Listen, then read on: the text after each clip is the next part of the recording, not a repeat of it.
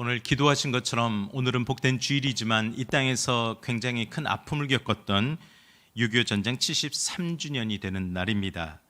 우리나라를 위해서 정말 헌신하고 목숨을 다 바쳐 지키고자 했던 그런 모든 분들을 기억하며 우리는 아낌없이 존경의 마음을 표해야 될 줄 믿습니다.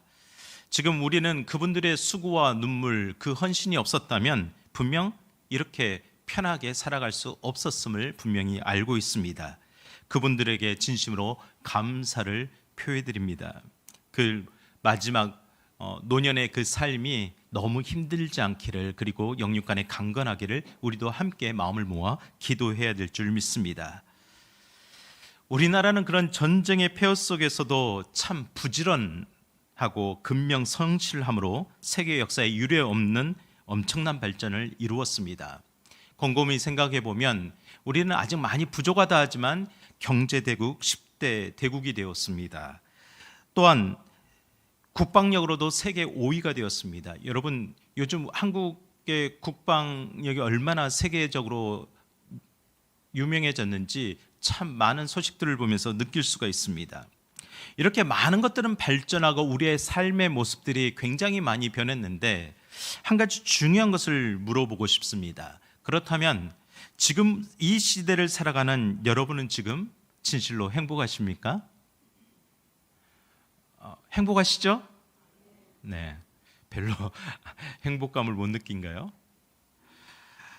우리는 왜 이렇게 행복하시냐고 물어보면 자신 있게 네, 행복합니다, 맞습니다 라고 그렇게 대답하지 못할까요?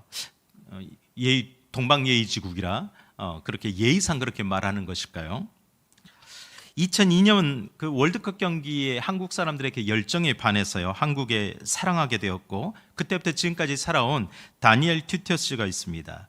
그분의 책 제목이 참 재밌는데요, 기적을 이룬 나라, 기쁨을 잃은 나라라고 표현을 했습니다.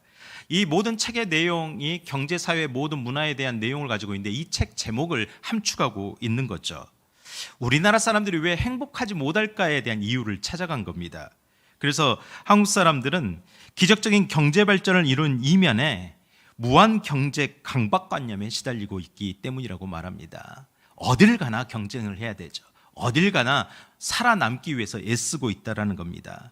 그래서 요즘 많은 문화들을 살펴보면 우선 많은 사람들이 새 것이라는 것을 일단 손에 자신이 가져야 된다는 그런 욕망에 가지고 있는 네오필리아, 새 것에 대한 애호증이 심합니다. 세계에 널리 알려질 정도로 외모를 중시하는 성형수술과 미모의 열풍이 오래전부터 불어왔습니다. 심지어 입시나 이런 것을 넘어서 결혼 상대를 찾을 때조차 완벽함을 요구하는 그런 성공신화에 늘 시달리고 있습니다. 여러분, 젊은 사람들이 말하는 내돈내산, 욜로, 이런 모든 문화 현상들이 어쩌면 자신을 막 행복하기 위하는 그런 현상들 같지만 어쩌면 그만큼 남들과 비교해서 그런 경쟁 속에서 시달리고 있다는 이면도 되는 겁니다. 이렇게 한국 사회는 끊임없이 스트레스와 불만족 속으로서 그렇게 스스로를 몰아놓고 있는 모습이 너무나도 안타깝다고 평가했습니다. 여러분은 어떠하십니까? 여러분 진실로 여러분 만족하면서 감사하면서 행복하다, 참 좋다, 이런 마음들이 들 때가 많습니까? 아니면 내 처지는 왜 이렇지? 저 사람은 행복한 것 같은데 나는 왜 이렇게 불행해 보이지? 나는 왜 이렇게 우울하는 걸까? 나는 왜 이렇게 잘 살지 못하는 걸까? 왜 내 자녀들은 맨날 이럴까라는 그런 생각이 드십니까? 하나님께서는 분명 우리에게 말씀하십니다. 이 세상에서, 이런 세상에서 우리가 가장 행복하길 바란다. 나는 너희가 가장 행복한 인생이 되길 바란다라고 분명히 말씀하시고 계십니다. 하나님의 사랑을 믿으시길 바랍니다. 오늘 그 마음을 13절에서 이렇게 표현합니다. 우리 13절 말씀 함께 읽어보겠습니다. 내가 오늘 내 행복을 위하여 내게 명하는 여호와의 명령과 규례를 지킬 것이 아니냐. 아멘. 본문에서 내 행복을 위하여라는 단어를 직역하면 내 기쁨이 지속되기 위하여, 그러니까 한순간의 행복감과 기쁨을 얻고 잃어버리고 사라져버리는 것이 아니라 그 기쁨이 계속해서 살아가는 동안 끊임없이 지속되기 위하여, 그 마음이 행복 아닐까요? 끊임없이 지속되는 그 기쁨을 너희가 누리기 위하여 나는 그것을 간절히 원하고 있다. 내가 그 길을 가르쳐주고 싶다. 그것을 내가 너희에게 알려주고 싶다라고 우리에게 간곡하게 말씀하고 있습니다. 우리가 보는 신명기의 말씀은 모세를 통하여 이스라엘 백성들에게 하시는 말씀입니다. 이스라엘 백성들이 지금 어떤 입장에 되어 있습니까? 여러분, 이스라엘 백성들은 지금 그 광야의 40년 생활을 다 견뎌왔습니다. 이제 조금만 있으면 하나님이 약속하신 축복의 땅, 이제는 고생 끝 행복 시작이라는 그 시점에서 그 가나안 땅을 바라보고 있었습니다. 그 말씀을 듣고 있는 그 세대들은 출애굽을 해서 한 1세대들이 아니라 이 광야 생활을 지나면서 새롭게 자라는 2세대들입니다. 그들은 애굽을 경험하지 못했던 세대들입니다. 오로지 광야만 경험했던 세대들입니다.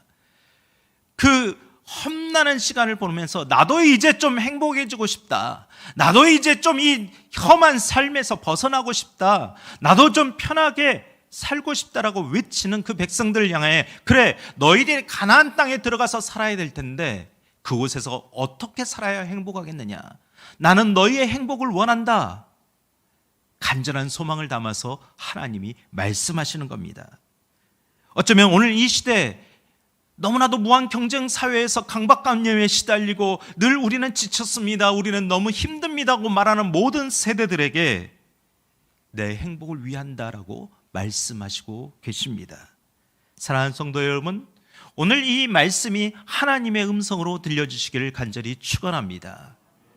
사랑하는 주 하나, 사랑하는 누구야, 사랑하는 딸아, 사랑하는 성도들이여, 나는 너를 진실로 사랑한다. 나는 너의 행복을 위한다. 너희가 행복하길 원한다. 내 행복이 지속적으로 기쁨 가운데 지속되길 원한다.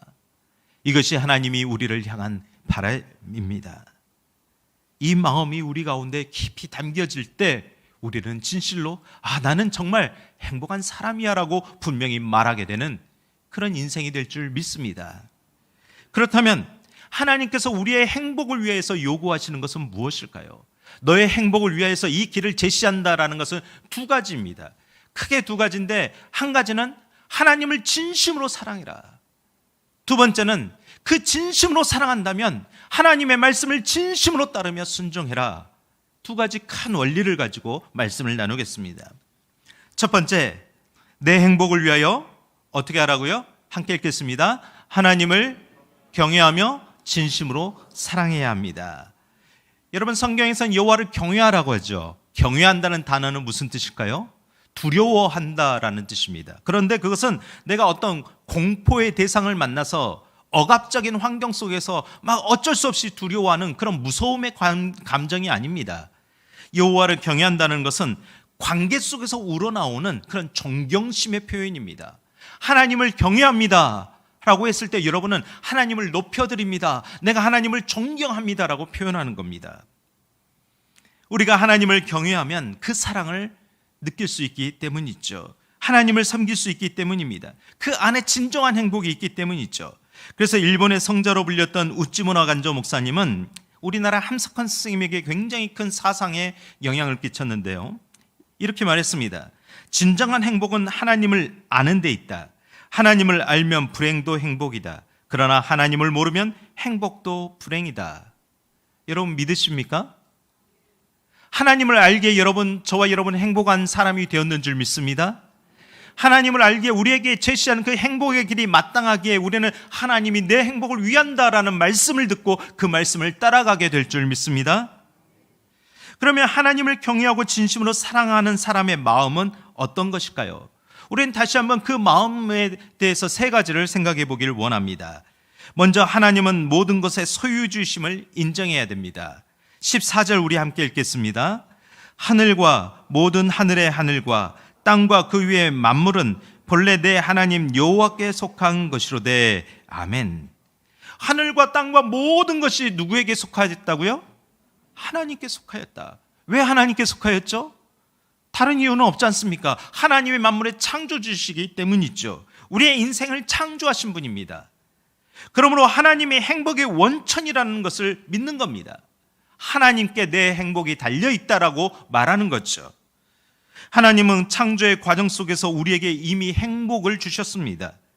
여러분, 늘 하는 말이지만 하나님이 세상을 만드실 때 날마다 감탄사를 펼치셨습니다. 아, 참 보기에 좋았다. 이 보기에 좋았다라는 말은 히브리어로 토브라고 합니다. 이 토브라는 단어는 좋았다라는 의미를 넘어서 기쁘다, 행복하다, 좋다라는 많은 감정들이 담겨져 있습니다. 하나님이 창조하셨던 그 모든 세계가 어느 누가 봐도 그렇게 좋았기 때문입니다.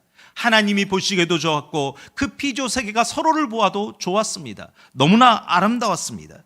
특별히 하나님의 형상을 따라 그 성품을 부여한 사람을 보시고 심히 좋았다. 내가 더욱 기뻐했다. 내가 더욱 행복했다라고 말씀하셨습니다. 그 행복한 존재를 창조하시면서 그러면 너희는 이 땅에서 어떻게 살아야 행복할까라고 하나님이 말씀하셨을까요? 분명히 하나님은 우리에게 그 행복의 근거를 우리 안에 넣어주셨습니다. 창세기 1장 28절에 이렇게 말씀합니다. 우리 함께 읽겠습니다. 하나님이 그들에게 복을 주시며 하나님이 그들에게 이르시되 생육하고 번성하여 땅에 충만하라. 땅을 정복하라. 바다의 물고기와 하늘의 새와 땅에 움직이는 모든 생물을 다스리니라 하시니라. 아멘. 사랑하는 자녀들아, 이 땅에서 이 창조의 세계 안에서 생육하고 번성하여 땅에 충만하라. 이것이 너희에게 준 오늘날의 축복이다라고 말씀하십니다. 이것은 막 우리가 우리 마음대로 땅을 다스리고 정복하고 파괴하라는 것이 아닙니다. 하나님의 창조의 질서 안에서 살아가라는 거죠. 어쩌면 이것이 우리가 지금도 찾고 있는 행복의 원천 아닐까요? 여러분, 기도의 제목을 생각해 보십시오. 하나님, 저 행복한 인생이 되고 싶습니다 라는 말을 한다면 그 말 속에 담긴 건 무엇입니까?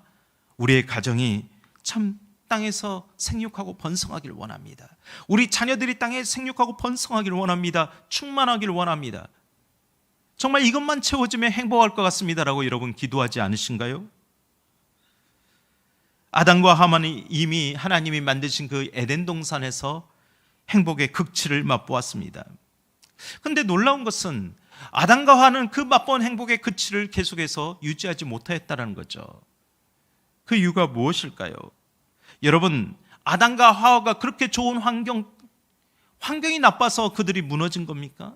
정말 그들이 만족하지 못해서 가진 것이 없어서 그들이 무너진 겁니까? 결국 이곳에서 우리는 발견하는 것이 있습니다. 우리의 마음을 지키지 못하면, 하나님의 말씀을 따라가지 못하면, 우리의 환경이 아무리 좋아도 에덴 동산처럼 풍족해도 우리는 그 행복을 잃어버리게 된다라는 사실입니다. 아담과 하와가 하나님이 선악과를 못 먹게 만들어서 참다가 언제 먹을까, 언제 먹어야 될까, 그렇게 하다가 행복을 잃어버린 것이 아닙니다. 신학자 나인홀드 리버 교수는 이렇게 말했습니다. 첫 인간이 저지른 범죄의 핵심은 교만이고 그 본질은 자기중심성이다. 우리는 모든 만물이 하나님께 속해 있다라고 고백했는데 아담과 하와가 무너지게 된 가장 큰 이유는 교만입니다. 그 교만을 부추기는 것은 자기중심성입니다. 이것은 자기를 과대평가하거나 자기를 사랑하나 그것이 잘못됐다라는 것이 아닙니다. 지나친 자기중심성. 이것이 나를 위한 것이다. 나만을 위한 것이다라는 자기중심 세계관을 갖는 겁니다. 자기중심적인 세계관에 빠지면 갈수록 만족감이 사라지게 되어 있기 때문입니다. 여러분, 물고기는 물속에 있어야 만족하고 행복합니다. 그 물고기가 물 밖을 벗어나면 그냥 죽음 뿐입니다. 사람은 하나님이 창조하셨습니다. 그러므로 우리는 하나님 안에 있어야 만족하고 행복할 수 있습니다. 그런데 자꾸 하나님을 마음에 두기 싫어합니다. 하나님을 떠나려고 합니다. 내가 좀 살아보겠다고, 내 생각대로 살아보겠다고, 그렇게 내가 내 행복을 잃어보겠다고 말합니다. 그래서 교만한 인생이 됩니다. 그 교만의 인생의 본질 가운데는 자기중심성이 있습니다. 내가 세상의 중심이 되는 겁니다. 우리는 멋진 말로 말합니다. 네가 세상의 중심이야. 우리 자녀들을 격려할 때 이런 말을 쓸 겁니다. 여러분, 그거는 격려하는 말이 아닙니다. 우리는 하나님 중심으로 살아야 됩니다. 하나님께 속해 있음을 인정해야 됩니다. 그래서 존 이나주라는 사람이 이렇게 말했습니다. 우리의 가장 큰 두려움과 걱정은 해결해야 될 문제들이 아니라 자신이 그리스도께 속해 있다는 사실을 알 때만 가능한 자기인식을 통해 품어야 할 신비들이다. 우리에게 놀라운 신비가 있습니다. 바로 그것은 내가 하나님께 속해 있고 그리스도께 속해 있다는 사실입니다. 내가 하나님께 속해 있다는 사실을 아는 것만이 행복의 지름길임을 믿습니다. 사랑하는 성도 여러분, 이 믿음을 다시 한번 고백해 보시기 바랍니다. 지난 6개월이 내 스스로 살아왔습니까? 아닙니다. 하나님과 함께 살아왔습니다. 하나님의 은혜가 없었으면 단 하루도 살지 못했습니다. 하나님, 비록은 때때로 어렵고 힘들고 너무 고달파서 눈물을 흘릴 때가 많았지만 그럼에도 하나님께 속해 있음을 저는 믿습니다. 이 고백이 우리를 그 행복의 길로 이끌어가게 될 줄 믿습니다. 이 시간 다시 한번 고백해 보겠습니다. 내 삶의 주인은 하나님입니다. 나의 모든 것이 하나님께 속해 있습니다. 이 믿음으로 살아내시기를 간절히 축원합니다. 두 번째, 하나님은 누구보다도 우리를 사랑하셨음을 받아들여야 됩니다. 15절 말씀 읽겠습니다. 여호와께서 오직 내 조상들을 기뻐하시고 그들을 사랑하사 그들의 후손인 너희를 만민 중에 택하셨음이 오늘과 같으니라. 아멘. 하나님이 조상들을 기뻐하고 그들을 사랑하여서 택했다라고 말씀하십니다. 예를 들어 하나님은 우상의 땅에서 우상을 섬겼던 아브라함을 택하셨습니다. 아브라함은 우상을 섬기면서도 늘 불행했습니다. 이유가 뭐죠? 자녀를 얻지 못했기 때문이죠. 인생에 해결하지 못하는 문제를 껴안고 있었기 때문입니다. 그래서 하나님이 아브라함을 택하셨습니다. 아브라함아, 내가 너의 인생의 문제를 해결해 주겠다. 그 대신 너는 나의 말을 듣고 따라가면 되겠다라고 말씀하시는 겁니다. 그래서 아브라함은 갈 바를 알지 못하고 하나님의 말씀에 순종하여 따라갔습니다. 그 따라가는 인생길 가운데 아직 인생의 문제는 해결되지 않았지만 한 가지 배우는 것은 있었습니다. 아, 하나님은 이런 분이시구나. 하나님은 너무나 나를 사랑하시는구나. 나는 하나님의 말씀을 따라가면서 내 인생이 이렇게 바뀌는구나. 하나님은 그를 행복한 사람으로 인도하기 위해 부르셨던 겁니다. 그러므로 창세기 12장 2절에 이렇게 약속하셨죠. 함께 읽겠습니다. 내가 너로 큰 민족을 이루고 내게 복을 주어 내 이름을 창대하게 하리니 너는 복이 될지라. 사랑하는 성도 여러분, 하나님이 여러분을 사랑하십니다.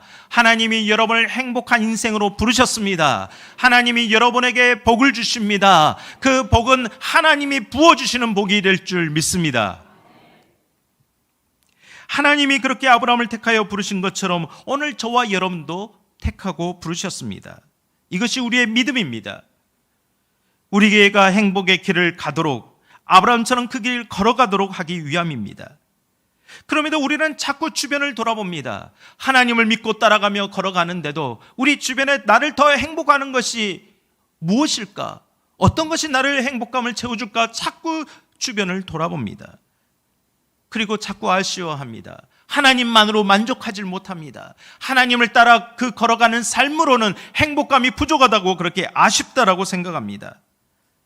물론 우리의 행복의 길에 좋은 환경이 필요합니다. 소유의 넉넉함이 필요합니다. 건강이 필요합니다. 잘됨이 필요합니다. 이것도 행복을 이루는 조건들은 맞지만 그것이 지속되지 못하는 것이 문제입니다. 늘 순식간에 안개처럼 사라지는 것이 문제입니다. 늘 안타까운 일을 겪는 것이 문제입니다. 내 스스로 지속될 수가 없습니다. 그러므로 인류 역사상 가장 부귀영화를 누렸던 솔로몬이나 수많은 역사적 인물들이 그 마지막에 모든 것이 헛됐구나, 내가 그 길을 찾아왔는데 그것이 진짜 행복이 아니었구나라고 그렇게 고백하게 되었습니다. 사람들은 그런 인생의 허무함을 다스릴 마냥 늘 이렇게 위로하고 합니다. 행복의 길은 마음먹기에 달렸다. 여러분, 행복의 길이 마음먹기에 달려 있습니까? 요즘 아닌가요? 마음먹기에 달려 있나요? 여러분 마음을 한번 생각해 보세요. 여러분 마음 얼마나 쉽게 변합니까? 얼마나 많이 자주 바뀝니까? 여러분, 내 마음은 시시각각 달라집니다. 마음이 변하면 내가 행복했다라고 생각하는 것도 가장 큰 불행이 됩니다. 나를 행복하게 해줬다고 생각하는 것들이 그것이 이제 만족하지 못하게 되는 겁니다. 여러분의 마음을 믿지 마십시오. 여러분, 하나님을 믿어야 됩니다. 내 마음은 변하기에 그 마음을 믿었다간 행복을 얻지 못합니다. 그러므로 하나님의 형상으로 창조된 우리에게 진정한 행복은 하나님의 진정한 부르심과 그 부르심에 응답하는 사랑의 교제 가운데 있다는 것을 우리는 명심해야 됩니다. 오늘 여러분도 그 길 가운데 부르심에 응답하기 위해서 이 자리에 있는 줄 믿습니다. 하나님을 찬양하고 예배하는 것이 여러분 사랑의 관계 속에 있다는 것을 표현하는 겁니다. 여러분이 하나님께 기도하는 것도 하나님을 믿고 있다는 관계를 표현하는 겁니다. 그러므로 진정한 행복은 그 사랑의 관계 속에 있습니다. 아기가 사랑을 느낄 때, 엄마와의 사랑의 관계 속에 있을 때 행복을 느끼지, 그 사랑의 관계 속에서 떨어져 나가면 그 아기는 세상에서 가장 불행한 존재가 됩니다. 가족도 마찬가지죠. 남편과 아내의 그 사랑의 관계 속에 있을 때 행복합니다. 부모와 자녀가 그 사랑의 관계 속에 있을 때 행복합니다. 우리의 교회 공동체가 서로의 사랑의 관계 속에 있을 때 행복하지, 이것이 깨어지고 말면 모두가 다 불행해질 수밖에 없습니다. 그러므로 하나님은 나의 사랑의 관계 속으로 들어오라, 늘 나의 사랑의 관계 속에서 머물라라고 우리에게 요청하십니다. 하나님이 우리를 어떻게 사랑하셨습니까? 우리는 복음의 핵심을 압니다. 요한복음 3장 16절 우리 함께 읽어보겠습니다. 하나님이 세상을 이처럼 사랑하사 독생자를 주셨으니 이는 그를 믿는 자마다 멸망하지 않고 영생을 얻게 하려 하심이라. 아멘. 믿으시죠? 하나님이 우리를 적당하게 사랑하셨습니까? 하나님을 우리를 사랑하기에 쉬운 방법을 선택하셨습니까? 하나님이 우리를 사랑하기에 그냥 이 정도까지만 하자 하고 멈추셨습니까? 절대 그렇지 않습니다. 하나님은 우리는 예상하지 못한 방법을 택하셨습니다. 하나님은 우리가 할 수 없는 방법을 택하셨습니다. 하나님의 사랑은 끊임없이 우리에게 부어지셨습니다. 어떻게요? 독생자 예수 그리스도를 우리의 그 행복을 좌절시키는 그 죄, 자기중심성의 그 교만, 모든 것을 다 대신해서 내어주셨기 때문입니다. 너무나도 괴롭고 고통스러웠음에도 불구하고 아낌없이 끝까지 모든 것을 나누어 주셨습니다. 그리고 예수님께서 마지막으로 외친 한마디가 있었습니다. 나는 다 이루었다. 여러분, 예수님께서 우리를 보시고 말씀하십니다. 나는 너를 위하여 다 이루었다. 여러분, 이 음성이 오늘 하나님의 음성처럼 들려지길 바랍니다. 나는 너의 행복을 위하여 다 내어놓았다. 나는 너의 행복을 위하여 다 이루어갔다. 나는 내가 진실로 행복해지길 바란다. 이것이 십자가에서 마지막으로 외치신 예수님의 음성입니다. 그런 놀라운 사랑 관계 안으로 우리를 부르십니다. 그리고 그 사랑을 진심으로 받아들이라고 말씀하십니다. 바로 그것이 이처럼 사랑하사라는 뜻입니다. 이와 같이 사랑하셨다. 끊임없이 사랑하셨다. 끝까지 사랑하셨다. 모든 것을 아낌없이 내어주며 사랑하셨다. 그 관계에 들어온 사람들에게 너는 어떠한 자냐? 우리에게 말씀하십니다. 신명기 33장 29절 상반절에 이렇게 말씀하십니다. 함께 읽어보겠습니다. 이스라엘이여 너는 행복한 사람이로다. 여호와의 구원을 너같이 얻을 백성이 누구냐? 주하나 너는 너무나도 행복한 사람이야. 구원을 얻을 만한 너 같은 존재가 어디 있길래 내가 그렇게 사랑을 부어줬겠니? 사랑하는 성도 여러분, 하나님의 사랑을 받아들이시기 바랍니다. 그 사랑을 받아들이셨으면 그 사랑에서 자꾸 떠나려고 하지 마세요. 그 사랑에서 머무시기 바랍니다. 우리가 예배드림도 사랑의 표현이고 찬송함도 사랑의 표현입니다. 그래서 자꾸 하나님을 예배하자고 하는 겁니다. 그 사랑을 그곳에서 느끼기 위한 겁니다. 그 예배 가운데 하나님과 교제하며 하나님의 사랑을 내 온 마음에, 온 심령에 담아서 살아가기 위한 겁니다. 여러분, 예배는 그래서 감격적인 겁니다. 예배는 그냥 왔다 갔다 하는 것이 아닙니다. 예배 가운데 하나님의 사랑이 우리 안에 머물고 있음을 발견하시길 바랍니다. 하나님의 지극하신 사랑의 관계 안에 있을 때 참으로 행복한 인생이 되었음을 믿으시길 바랍니다. 세 번째, 하나님은 모든 능력을 가지신 전능자요 주관자이심을 신뢰합니다. 17절 함께 읽어보겠습니다. 너희의 하나님 여호와는 신 가운데 신이시며 주 가운데 주시오 크고 능하시며 두려우신 하나님이시라. 아멘. 하나님은 만유의 주십니다. 전능자십니다. 주권자이십니다. 이렇게 한번 질문해 볼까요? 이 세상에서 나의 행복을 가장 바라는 존재가 있다면 그건 누구일까요? 아니, 이 세상에서 보이는 존재 가운데 누가 있었을까요? 여러분의 행복을 가장 바라는 사람? 저요? 감사합니다. 저를 그렇게 누가 그러셨어요? 너무 행복. 당연하죠. 안 그러면 제가 그렇게 기도하겠습니까? 예를 들어서 우리 이은혜 권사님이 우리 부모님하고 같이 있죠. 우리 권사님이 가장 행복하길 바라는 사람이 누굴까요? 예, 뒤에 계신 부모님이죠. 당연합니다. 그것이 부모의 존재이죠. 부모의 존재만큼 자녀들이 행복하게 살도록 갈망하는 사람은 이 세상에 없을 겁니다. 어떤 것을 다 희생시키서라도 내 자녀의 행복을 위해서라면 모든 것을 다 할 수 있을 겁니다. 그렇게 뜨거운 마음으로 그 마음을 무엇으로도 꺾일 수가 없습니다. 그런데 가끔 부모조차 그 행복을 위해서 하는 지혜와 능력이 제한적임을 발견하게 됩니다. 정말 내 자녀를 위해서 내가 할 수 있는 것이 무엇일까? 여러분 그런 생각들 많이 하지 않습니까? 나의 무기력함, 나의 무능력함, 나의 정말 부족함들을 정말 많이 느끼는 존재가 부모입니다. 그러다가 보면 때로는 이게 내 생각에는 맞는 것 같은데 잘못된 방법을 또 잘못된 길을 제시하기도 합니다. 여러분 그런 이야기 들어보지 않았습니까? 아빠 말만 믿었는데 왜 이렇게 됐냐고, 엄마 말만 따랐는데 내가 왜 이렇게 되었냐고 원망하는 자녀들의 소리가 들리곤 합니다. 부모의 말만 믿고 가다가 실패하거나 불행의 길로 들어서는 경우를 참 많이 봅니다. 완벽할 수 없기 때문이죠. 그런 부모가 바라는 그 갈망보다 솔직히 더 많이 우리가 행복하기를 갈망하는 존재가 있습니다. 그분이 누구일까요? 하나님이시죠.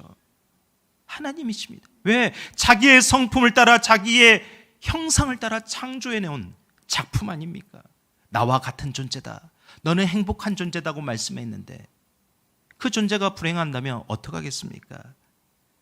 바로 그래서 그 하나님께서 우리에게 말씀하시는 겁니다. 신명기 10장 20절과 21절 함께 읽겠습니다. 내 하나님 여호와를 경외하며 그를 섬기며 그에게 의지하고 그의 이름으로 맹세하라. 그는 내 찬송이시오 내 하나님이시라. 내 눈으로 본 이같이 크고 두려운 일을 너를 위하여 행하였음이니라. 너를 위하여 행하였음이라. 내가 누구를 위하여 홍해를 가르쳤느냐? 내가 누구를 위하여 광야의 길 가운데 반석에서 물을 냈겠느냐? 내가 누구를 위하여 만나와 메추라기를 냈겠느냐? 내가 누구를 위해서 이 같은 일을 행하였겠냐? 다 너를 위하여 행하는 것 아니냐? 그러므로 여기서 하나님을 섬기며 의지하라. 이 의지한다는 말은 매달리다, 착 달라붙어 있다는 말입니다. 우리가 누구에게 매달려야 할까요? 우리가 누구의 곁에서 딱 붙어 있어야 될까요?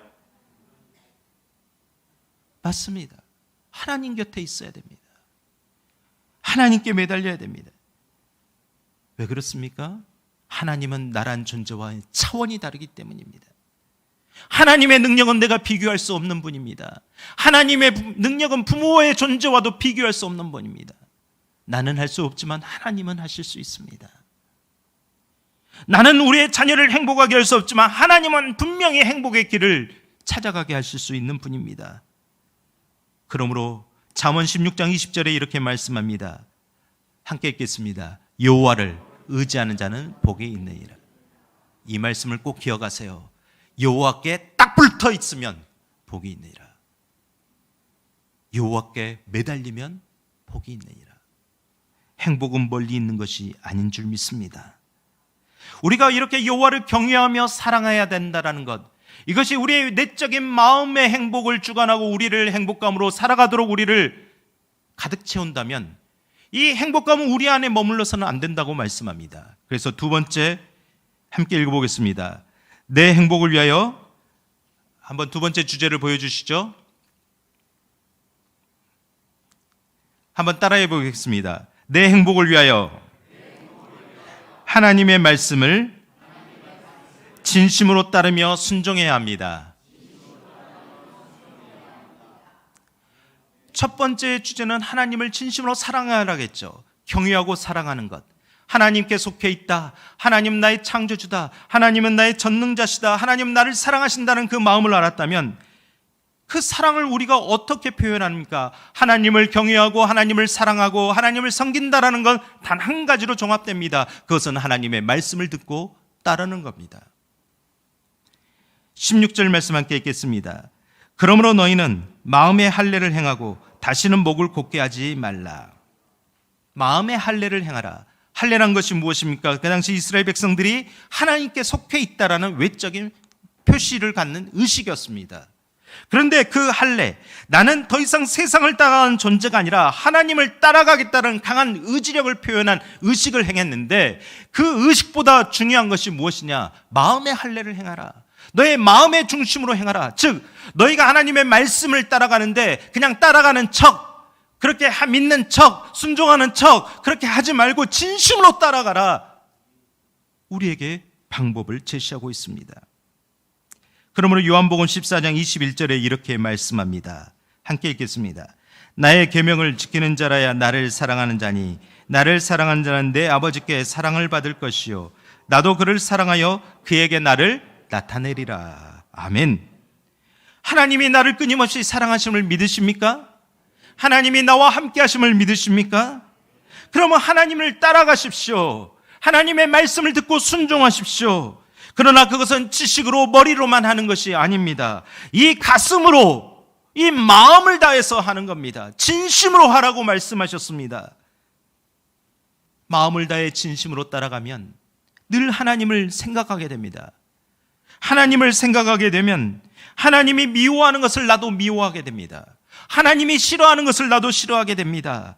하나님이 좋아하는 것을 나도 좋아하게 됩니다. 하나님이 기뻐하는 것을 나도 행하게 됩니다. 그것이 바로 하나님을 따라가는 자의 모습인 줄 믿습니다. 여러분, 한 주간 살아갈 때 하나님이 무엇을 좋아하실까? 하나님이 무엇을 기뻐하실까? 그거 두 가지만 생각하면 우리는 충분히 하나님과 동행하며 살 수가 있습니다. 그런데 전혀 그것조차 생각하지 못하기 때문에 말씀을 따라가지 못하는 겁니다. 그 말씀의 한 가지의 모습을 오늘 본문 18절 19절에서 이야기합니다. 우리 함께 읽겠습니다. 고와 과부를 위하여 정의를 행하시며 나그네를 사랑하여 그에게 떡과 옷을 주시나니 너희는 나그네를 사랑하나 너희도 애굽 땅에서 나그네 되었습니다. 아멘. 한 가지만 기억하라는 거죠. 너희도 나그네 되었다. 너희도 세상에서 너희 것이 아무것도 없었다라고 말합니다. 빈손으로 맨주먹으로 왔다 다 손을 놓고 간다는 거죠. 그래서 너의 유익을 살펴서 행복을 찾는 것처럼 다른 사람의 유익을 살피는 것 자체가 너를 위한 행복의 길이다라고 말씀하십니다.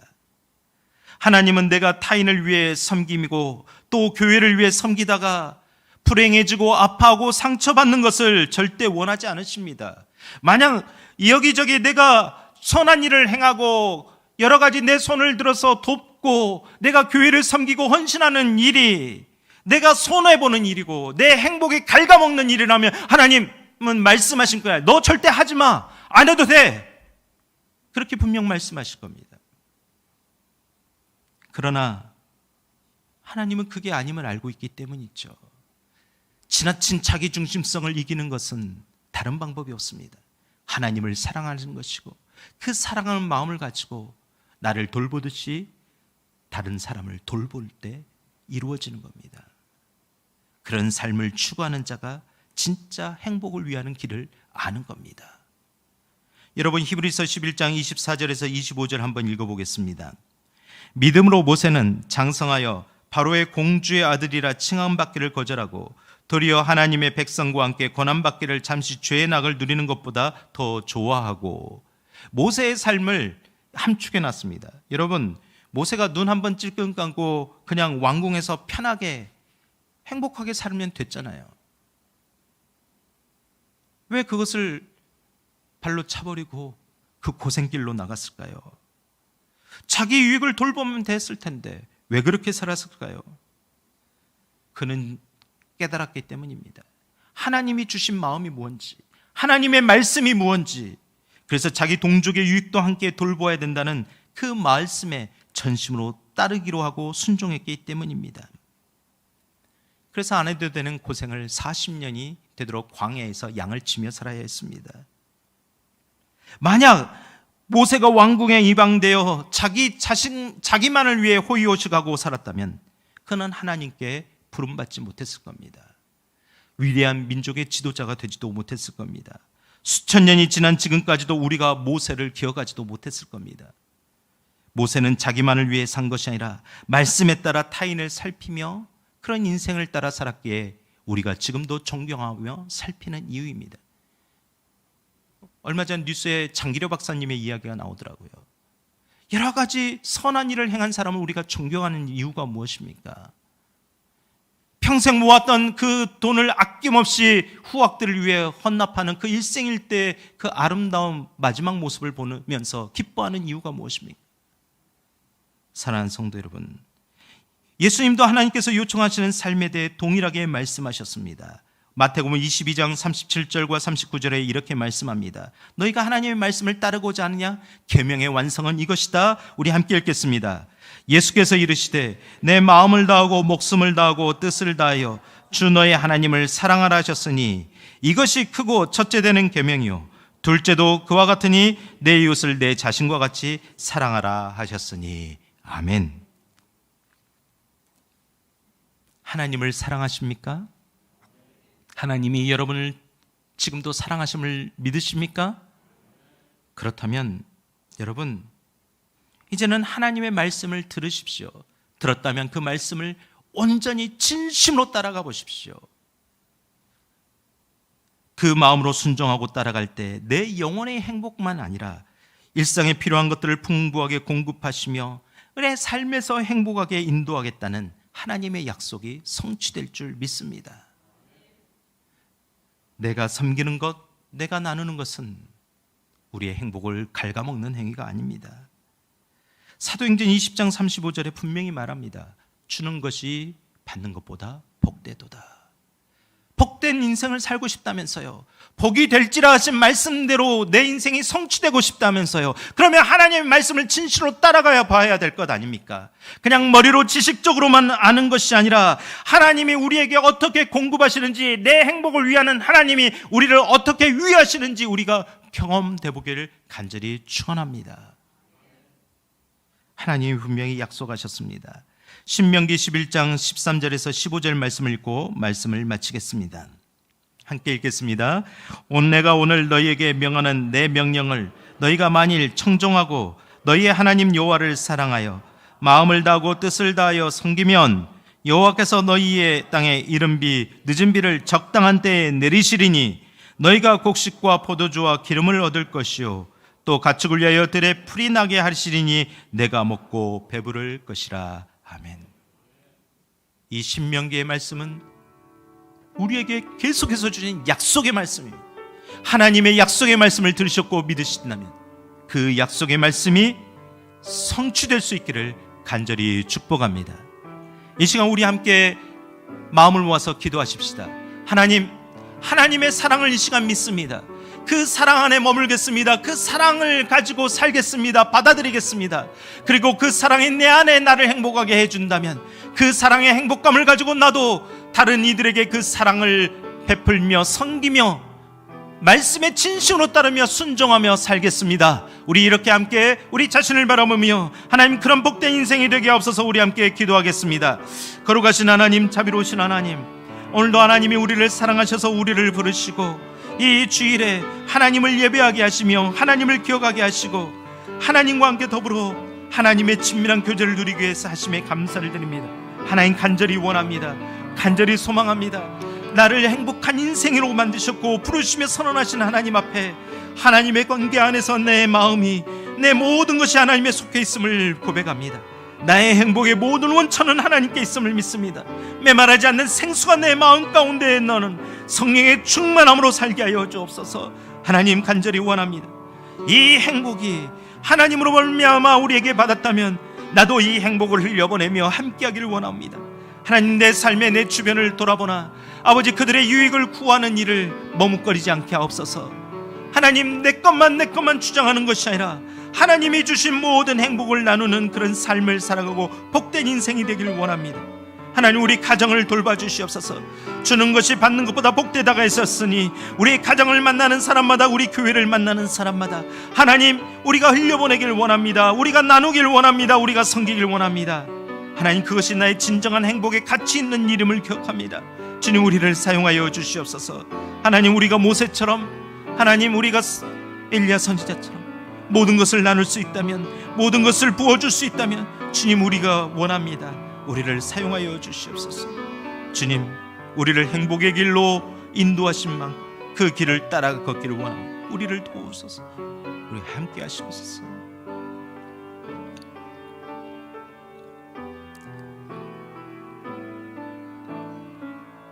우리의 행복을 진실로 원하시는 예수 그리스도의 이름으로 간절히 기도드립니다. 아멘.